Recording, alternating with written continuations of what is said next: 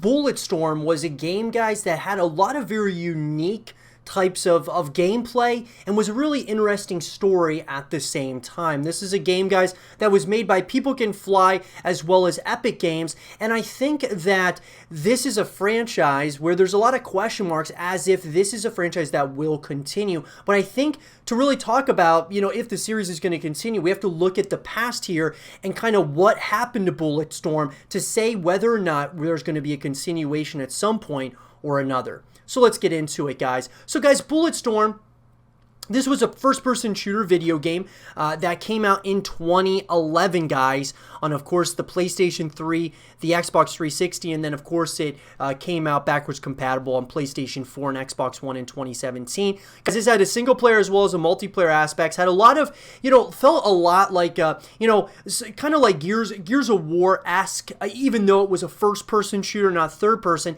It was a very interesting title, I will say that. And look, People Can Fly, these guys, as well as Epic Games, have had their, their turns in been able to work on Gears of War and some pretty big titles. But the big thing here is kind of what happened to this franchise, because it all of a sudden just went the way of the dinosaur. It kind of just disappeared off the face of the planet. They've kind of had a little remaster. They've remastered the game, and they've done certain things. Obviously, People Can Fly are still thinking about this franchise.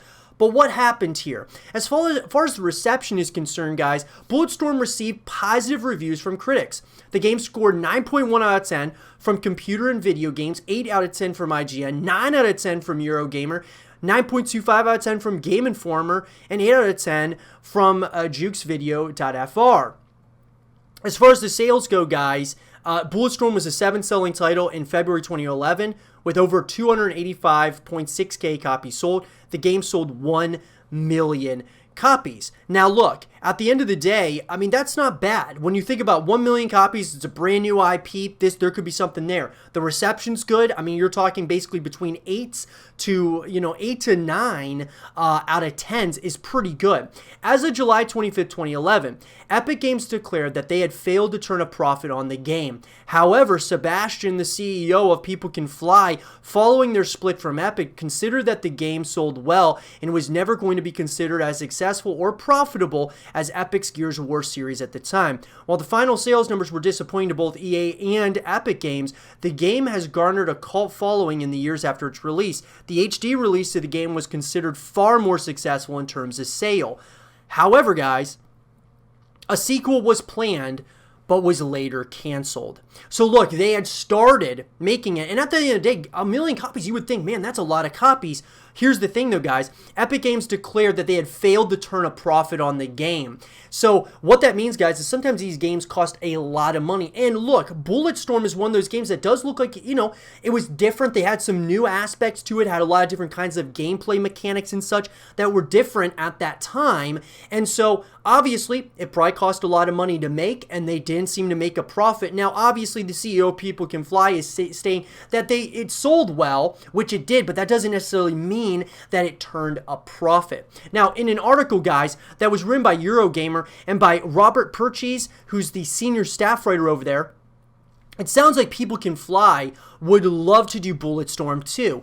We loved the original Bulletstorm in 2011. We loved the full clip remaster in 2017. We'll probably also love the Switch version when it arrives. A date mentioned by Sebastian, CEO of developer People Can Fly, on the phone to me. But what about a potential Bulletstorm 2? That's what you really want to know. We are, as you can see, with the remaster and the Switch version, still holding this IP deep in our hearts. We want this IP to have its second life. We're still not sure what that means, but obviously since this is our IP, we own the IP, and the IP is known and has its fans, we would love to do something about it. There are no immediate plans to come back to this IP, taking into consideration our current effort on Outriders, but if we think about PCF in the longer run, then obviously it would be awesome to come back to this IP. We just need to think about how to make sure the audience will be bigger than Bulletstorm once, he added, and that's something we would need to work a bit more on going forward with this IP. So he says if he rushed to emphasize, we decide to ever come back to it. And look, guys, so here's the thing. I wouldn't hold your breath with Bulletstorm. If you're a massive Bulletstorm fan, I think your best bet is Outriders. This game looks really good, and I think this has a real opportunity here. I've made some videos, guys, in the past saying that Outriders is the game the Gears of War community actually needs at this point, and I think Outriders looks a lot like Gears of War. It kind of shows similarities, obviously, to Bulletstorm, but it looks really interesting. It takes a little bit from Destiny, a little bit from Bulletstorm, a little bit from Gears of War, and puts all those things together in something that could be really special. So I think if there's success with Outriders, I don't think they're going to go back to Bulletstorm. They're going to move completely forward without Outriders.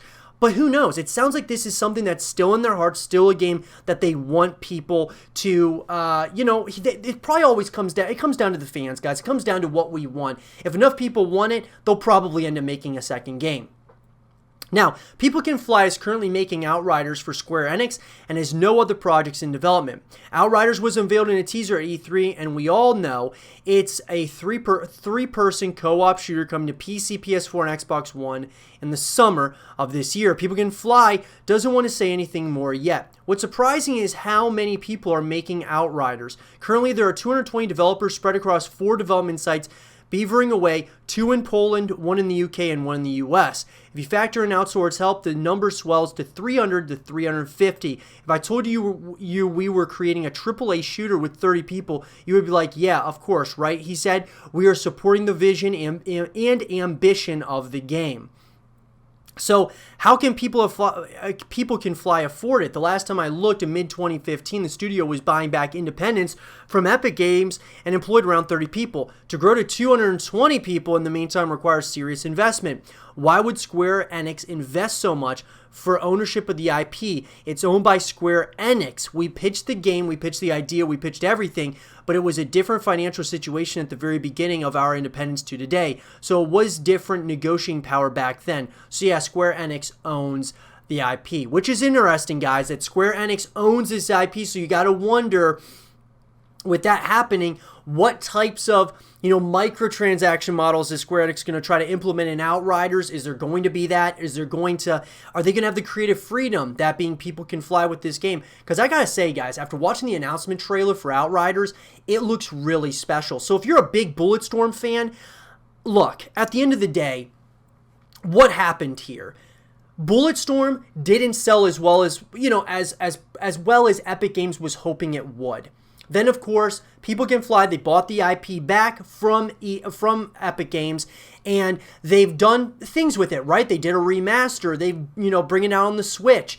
They're doing things with the IP, but I just don't know if it's going to be enough to garner a sequel, especially with Outriders coming back. I mean, People Can Fly, they're almost fighting for their lives here as far as trying to create more games out there, and I just don't think Bulletstorm 2 is one of those titles that anyone's going to jump on unless Outriders is completely knocked out of the park. And even if it is knocked out of the park, which would give People Can Fly a little more breathing room as far as their creative freedoms, I think that most likely Square Enix is going to want to greenlight an Outriders too.